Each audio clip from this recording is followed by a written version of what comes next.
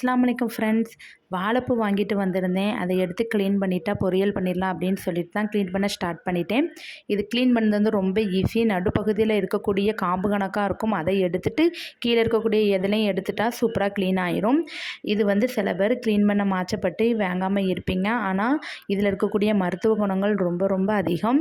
வாழைப்பூ சாப்பிட்டோம்னா நம்ம கொழுப்பு வந்து உடலில் இருக்கக்கூடிய கொழுப்பு வந்து கரைக்கும். ரத்தத்தை வந்து சுத்தப்படுத்தும்.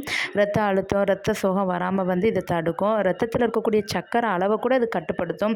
உடலுக்கு தேவையான இன்சுலினை வந்து நல்லா சுரக்க செய்யும். வயிற்று புண்ணு உள்ளவங்க, அதுக்கப்புறம் அல்சர் பிரச்சனை உள்ளவங்க வாரத்தில் 2 நாள் எடுத்துக்கிறலாம். மலச்சிக்கல் பிரச்சனை உள்ளவங்க இதை வந்து வாரத்தில் 2 நாள் நீங்கள் கண்டிப்பாக சாப்பிடுங்க. இது வந்து குணப்படுத்தும். அது மட்டும் இல்லை, மாதவிடாய் டைமில் வரக்கூடிய வயிற்று வலி பிரச்சனைகள் எல்லாமே இது வந்து குணப்படுத்தும். இதை வந்து நான் எப்படி என்னுடைய மெத்தடில் வந்து வாழைப்பூ ரெடி பண்ணுவேன், பொரியல் ரெடி பண்ணுவேங்கிறத உங்கள் கூட ஷேர் பண்ணிக்கிறேன். இதை வந்து நறுக்கிட்டு அப்படியே வந்து நீங்கள் அரிசி களைஞ்ச தண்ணியில் சேர்த்துக்கோங்க. ஒரு 10 நிமிஷம் அப்படியே இருக்கட்டும். அதுக்கப்புறம் ஆயிலில் கடுகு, சின்ன வெங்காயம், கருவேப்பிலை நல்லா பொரிஞ்ச பிறகு க்ளீன் பண்ணி வச்சுருக்க வாழைப்பூவை சேர்த்துக்கோங்க. வாழைப்பூவை சேர்த்துட்டு கொஞ்சம் ஒரு 2 நிமிஷம் அப்படியே அந்த எண்ணெயிலே கிண்டுங்க. அதுக்கப்புறம் ஒரு 1/2 டீஸ்பூன் உப்பு சேர்த்து அதுக்கப்புறம் நல்லா வந்து மிக்ஸ் பண்ணி விட்டுக்கோங்க.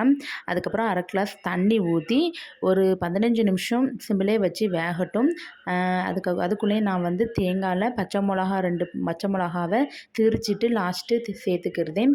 இப்படி நம்ம சேர்த்து கிண்டும்போது சூப்பராக இருக்கும். பொரியல் வந்து செம்ம டேஸ்ட்டாக இருக்கும். உங்களுக்கு வந்து பச்சை மிளகா சேர்க்க விருப்பம் இல்லைன்னா நீங்கள் மிளத்தப்பொடி கூட சேர்த்துக்கலாம். இது நீங்கள் வந்து தொடர்ச்சியாக வந்து எடுத்துக்கோங்க. வாரத்தில் 2 நாள் சேர்க்கட்டாலும் மாதத்தில் 1 டைமாவது செஞ்சு சாப்பிடுங்க. உடலில் இருக்கக்கூடிய மாற்றத்தை நீங்களே உணர்வீங்க. நீங்களும் இந்த மாதிரி வாழைப்பூ வந்து ட்ரை பண்ணி பாருங்கள். ட்ரை பண்ணி பார்த்துட்டு எப்படி இருந்துச்சுன்னு மறக்காமல் கமெண்ட்ஸ் பண்ணுங்கள். நான் இன்னொரு வீடியோவில் உங்களை சந்திக்கிறேன். ஓகே, பாய்.